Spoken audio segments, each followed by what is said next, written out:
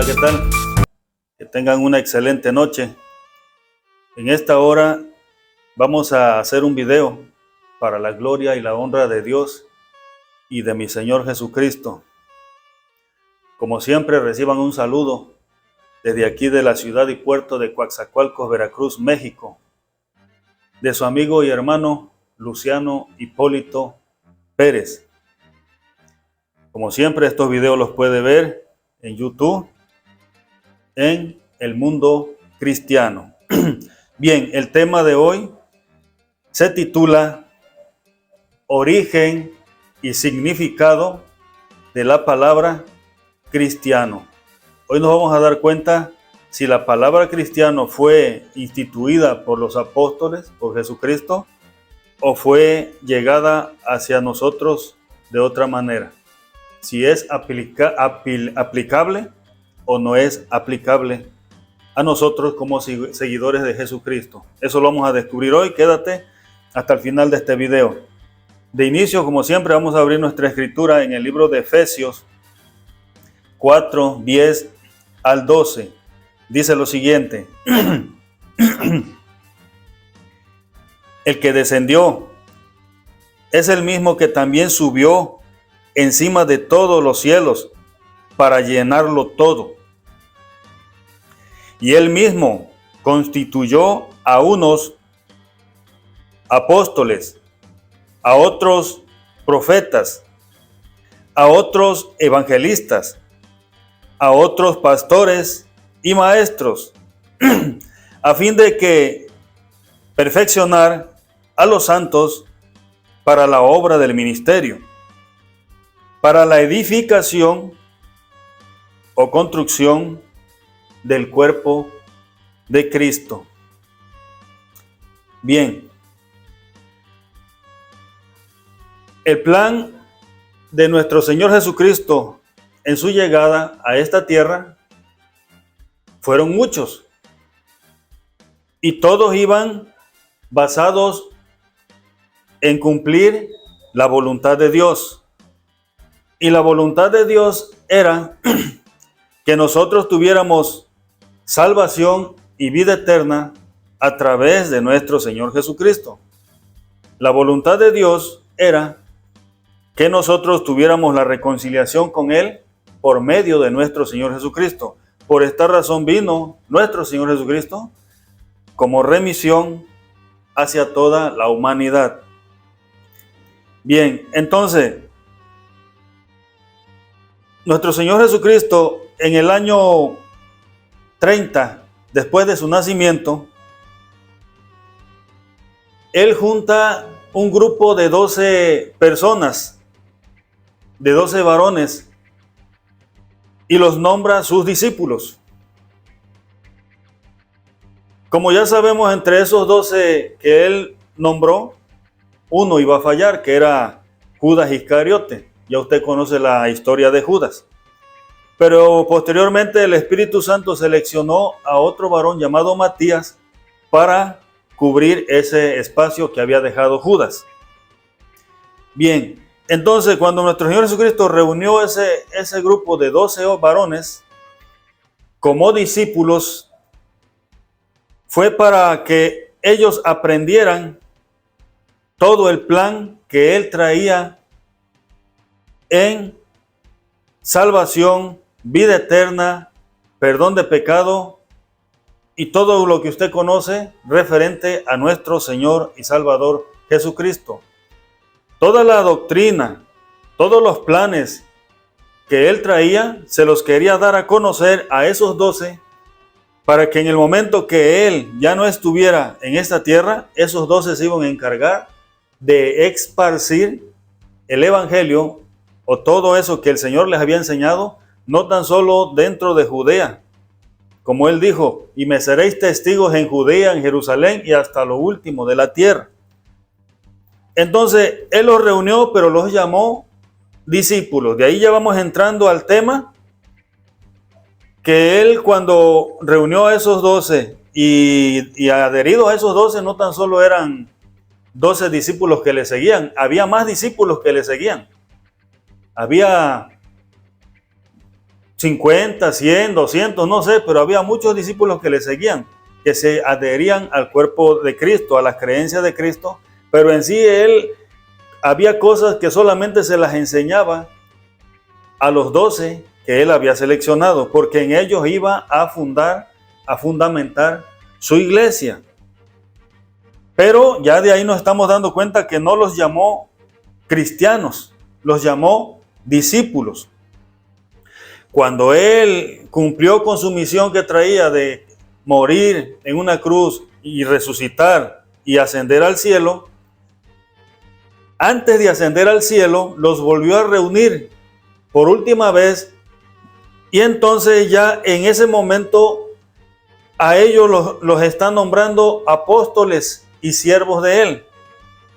Apóstolos de él porque ellos iban a ser la representación de Cristo aquí en la tierra. Ellos iban a lograr hacer los milagros que Jesucristo hizo y aún mayores que los que Jesucristo nuestro Señor había hecho. Él les iba a llenar del poder y la autoridad para que ellos hicieran grandes cosas en el nombre de Jesús. Los constituyó apóstoles y siervos de él. Entonces, les dio la encomienda, les dijo que era lo que iban a hacer, que iban a esparcir el evangelio, que iban a ser muchos discípulos y que todos esos discípulos que se iban a adherir iban a ser parte y miembros del cuerpo de Cristo. Bien, en la época actual, cuando usted viene a los pies de Jesucristo, usted viene a los pies de Jesucristo como discípulo. Ese es el título que usted recibe, que yo recibo cuando vine a los pies de Cristo. No recibe el título de cristiano. Recibe el título de discípulo. ¿De quién? De Jesucristo. ¿Y qué es lo que va a aprender de Jesucristo? Todo lo que los apóstoles escribieron acerca de él para conocimiento de nosotros. Ahora, el fundamento de Jesucristo está en los apóstoles, ya que a través de los apóstoles nosotros llegamos a Cristo. Nosotros no llegamos a Cristo directamente. Nosotros conocemos de Jesucristo a través de todo lo que escribieron los apóstoles y profetas. Por eso dice la Escritura, haced vuestro fundamento, dice, fundamentados, ¿sí?, sobre la doctrina, sobre las enseñanzas, sobre el fundamento de los profetas y de los apóstoles. Entonces, ahí es donde nosotros en la época actual hacemos nuestro fundamento en todo lo que los apóstoles del Señor nos enseñaron. Por esta razón, después de los 12 ya no existen más apóstoles. Todos los que se adhieren al cuerpo de Cristo son llamados discípulos y posteriormente siervos de Cristo. Ya nadie se puede denominar apóstol y decir yo soy apóstol de Cristo. ¿Por qué?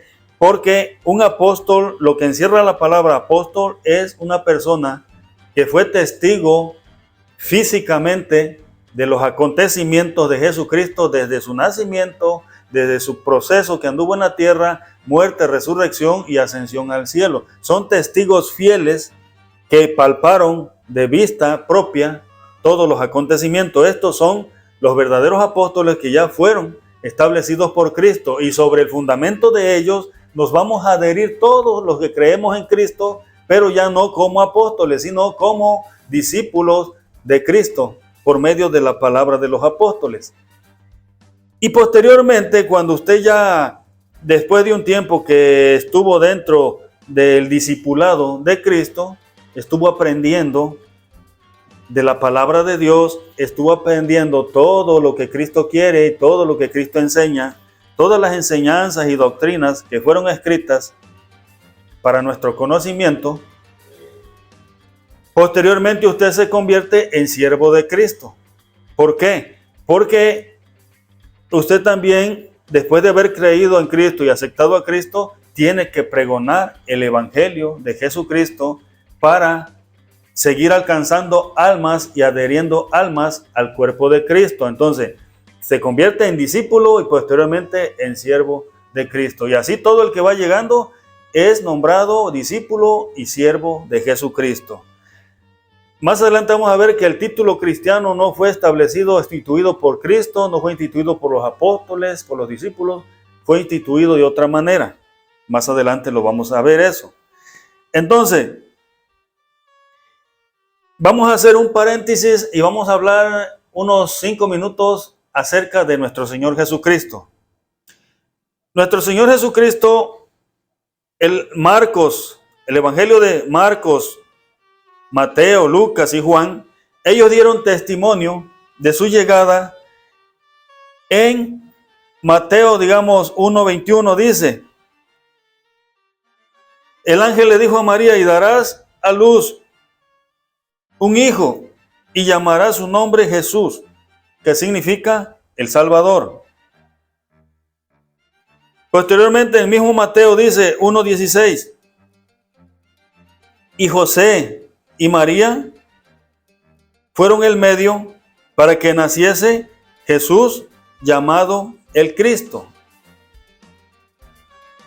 El nombre de Jesús fue instituido por Dios.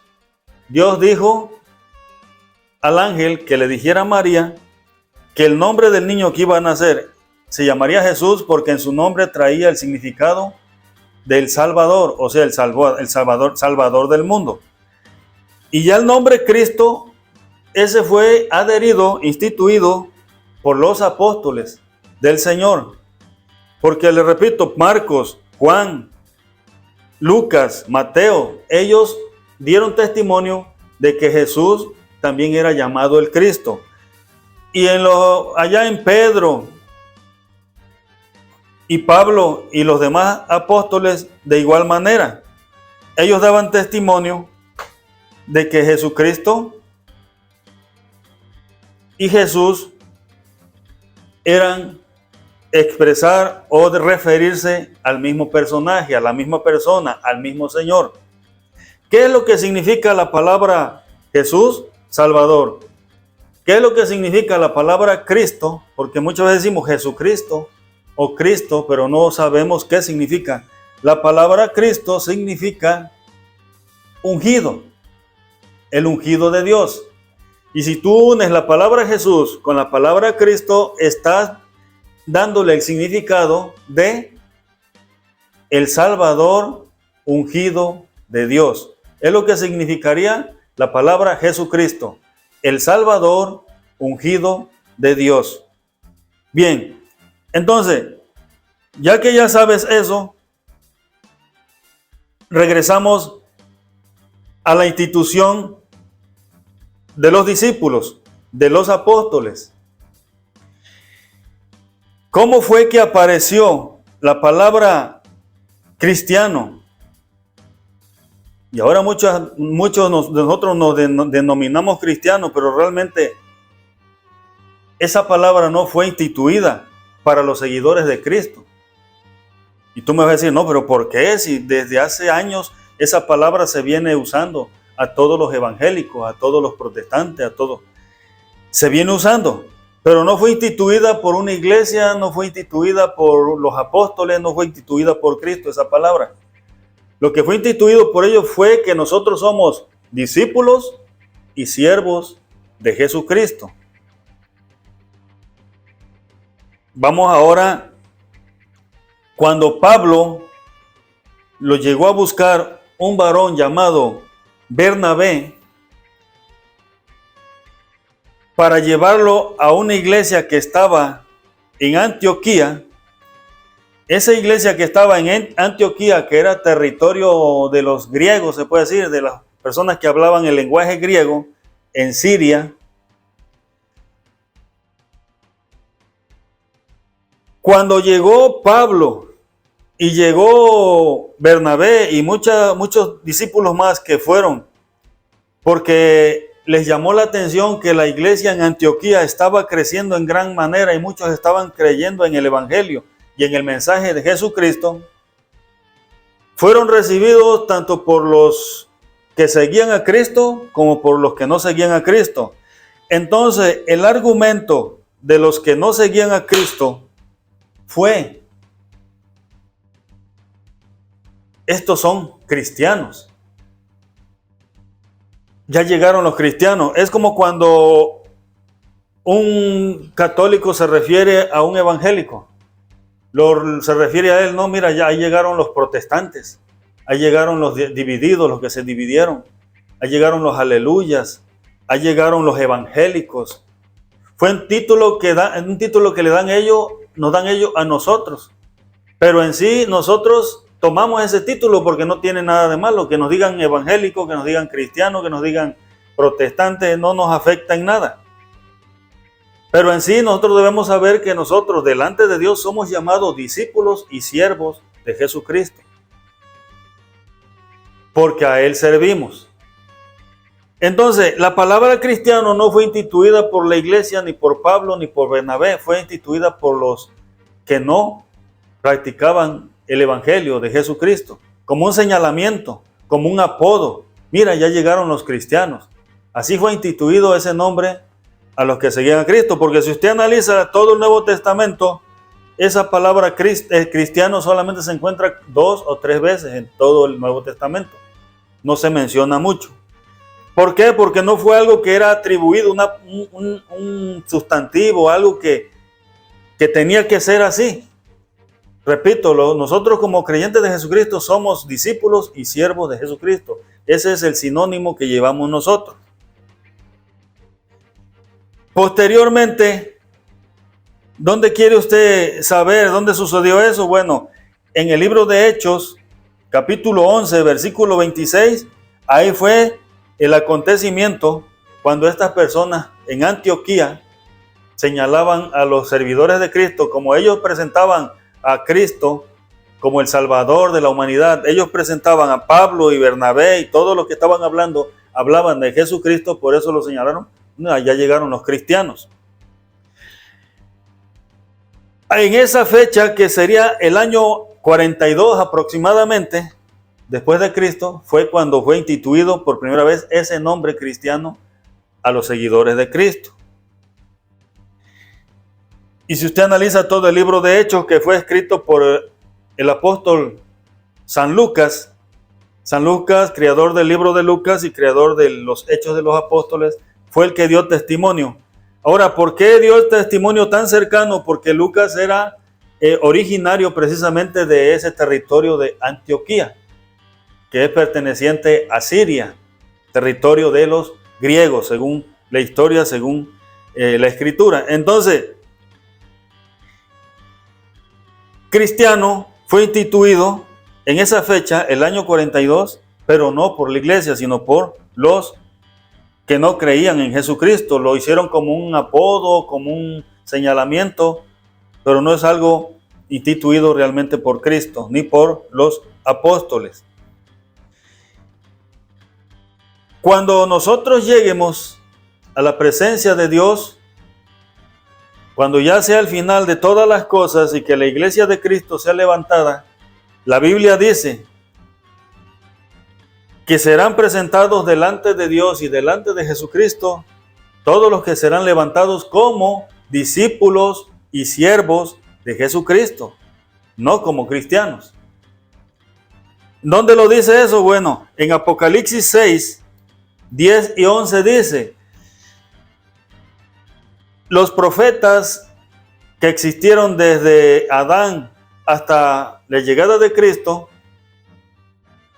cuando Cristo murió y resucitó a todos ellos y se los llevó a la presencia de Dios en su resurrección, ya que en la resurrección de Cristo las tumbas se abrieron y muchos de los santos que habían muerto en Cristo o en Dios fueron levantados. Estos son los que están clamando debajo de un altar y diciendo: ¿hasta cuándo, Señor, venga nuestra sangre de los moradores de la tierra? Y el Señor les dijo: esperen un poco más, dándoles unas vestiduras blancas, y les dijo: reposen un poco más, porque aún no ha llegado la hora, el tiempo, en que sus hermanos, los consiervos, tienen que ser muertos como ustedes para que ellos puedan venir aquí. Entonces dijo: sus hermanos, los consiervos, tienen que ser ya traídos aquí.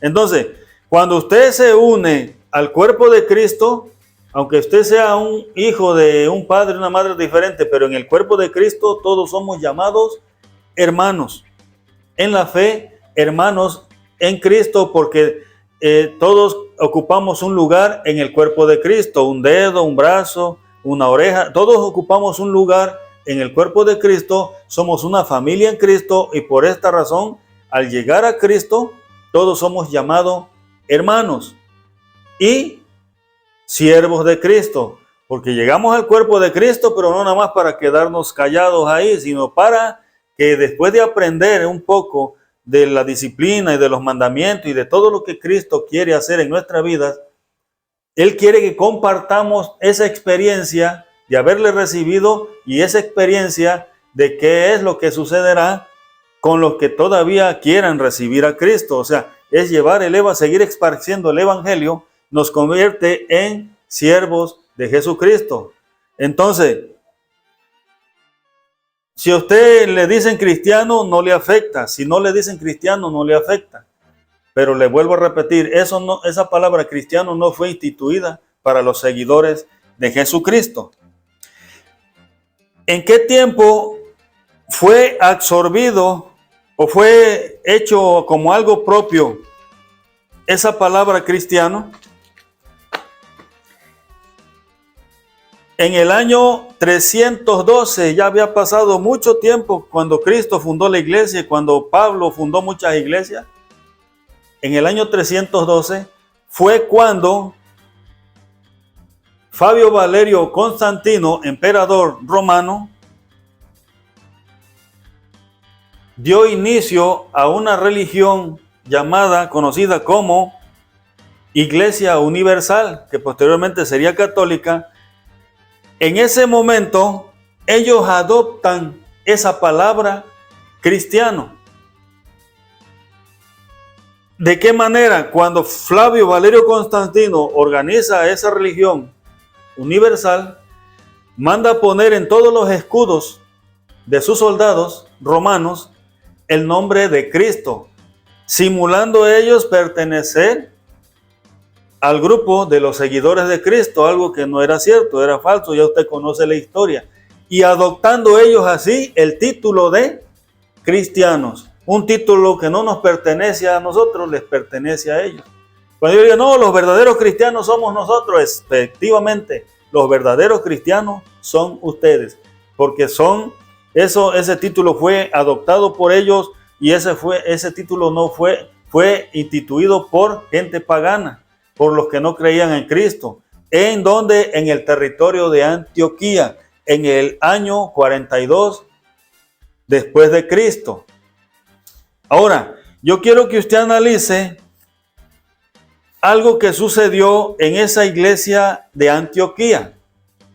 Esa iglesia de Antioquía, que ya pertenecía al territorio, digamos, de los gentiles, de los romanos, de los griegos, un territorio que era independiente al territorio hebreo, esa iglesia fue fundada por el apóstol Pablo. Teniendo él ahora sí como mano derecha o como discípulos que le eran fiel a él, a uno que se llamaba Bernabé, otro que se llamaba Silas, otro que se llamaba Apolo, y hay como 8 discípulos y como 8 mujeres que eran fielmente apegadas al apóstol Pablo. ¿Qué quiero decir con esto? Que entre esos 10 o 15 nombres no aparece un nombre que señale que hay alguien ahí que se llama San Ignacio. ¿Por qué le digo esto? Porque la historia que cuentan los católicos que no está en la Biblia, y lo que yo le estoy hablando de la iglesia de Antioquía está en la Biblia, en el libro de Hechos 11:26, y todo el libro de Hechos, parte del libro de Hechos habla de esa iglesia de Antioquía, territorio de Siria, territorio de los griegos. Fue fundada por el apóstol Pablo y los demás que ya mencioné. Entonces, pero no aparece ese personaje que mencionan en una historia que no está en la Biblia, que mencionan entre los católicos, que están mencionando el nombre de San Ignacio. Ellos dicen que ese San Ignacio era un sacerdote el más allegado a Pablo. y que Pablo le dijo el año 108, Pablo le dijo que él se iba a quedar a cargo en esa iglesia de Antioquía y que también él iba a ser sucesor de Pedro. Algo que no aparece en la Escritura, ni mucho menos sucedió así, eso es falso.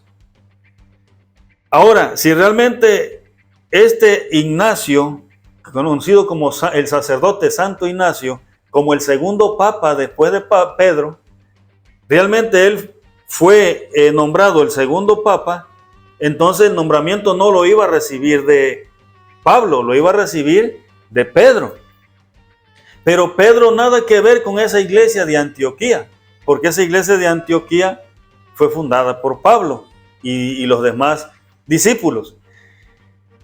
Ahora, el apóstol Pedro se enfocó más en esparcir la doctrina de Jesucristo dentro del territorio de los hebreos. Él muy poco salía al territorio de los romanos, al territorio griego, al territorio X, muy poco, porque Pedro tenía una idea, una ideología que decía que todos los que no eran de los hebreos, fuera de los hebreos, todos eran adoradores de ídolos, adoradores de imágenes, comían cosas sacrificadas a ídolos y comían muchos animales impuros. Y por esto Pedro no le gustaba salir del territorio de los judíos. Lea usted la historia de Pedro.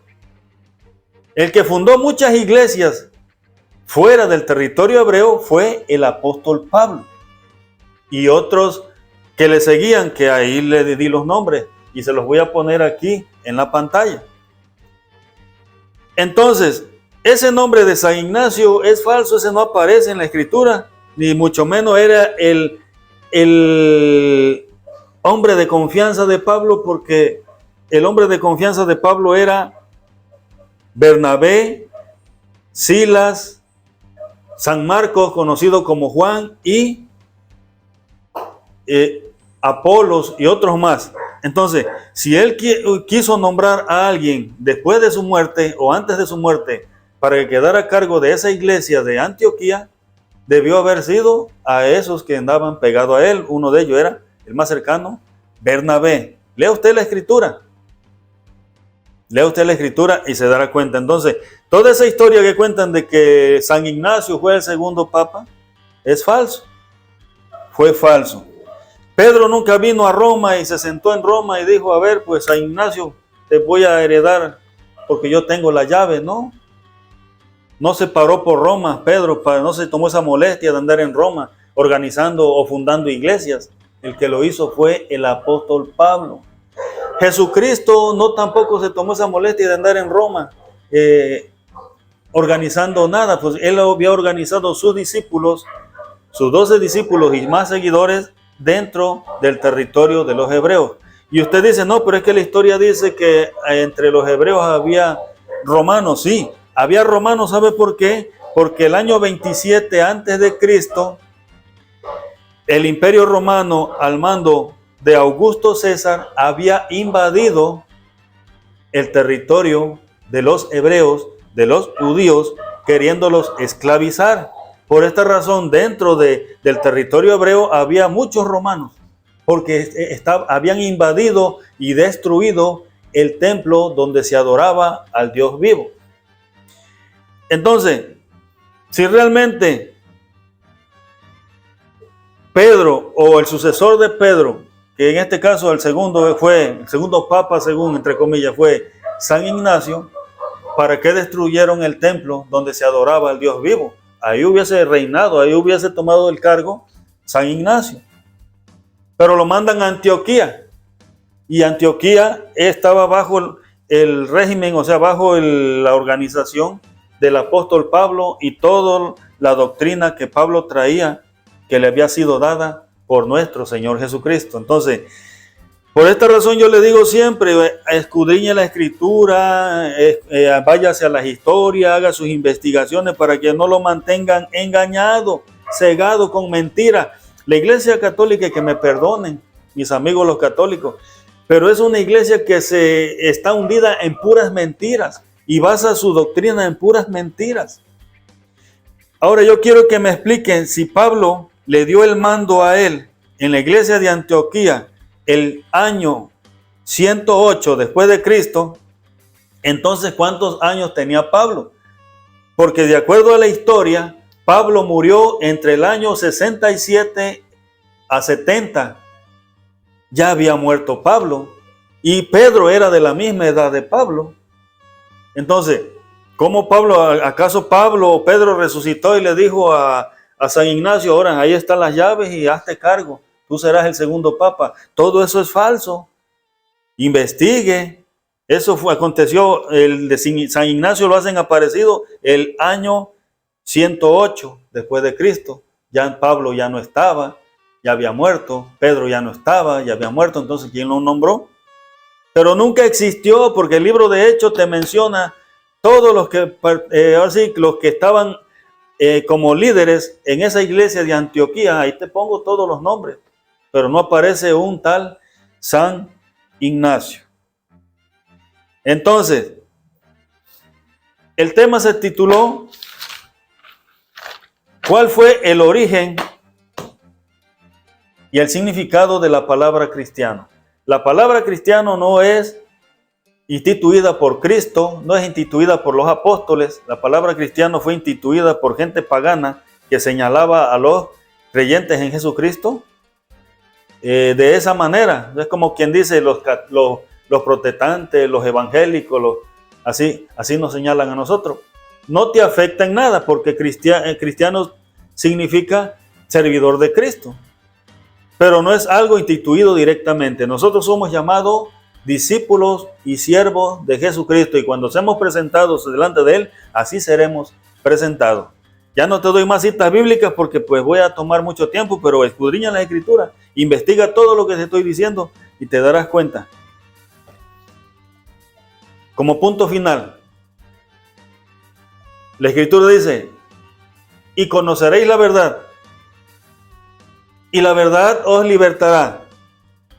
Y si el Hijo os libertare, Jesucristo, seréis verdaderamente libres.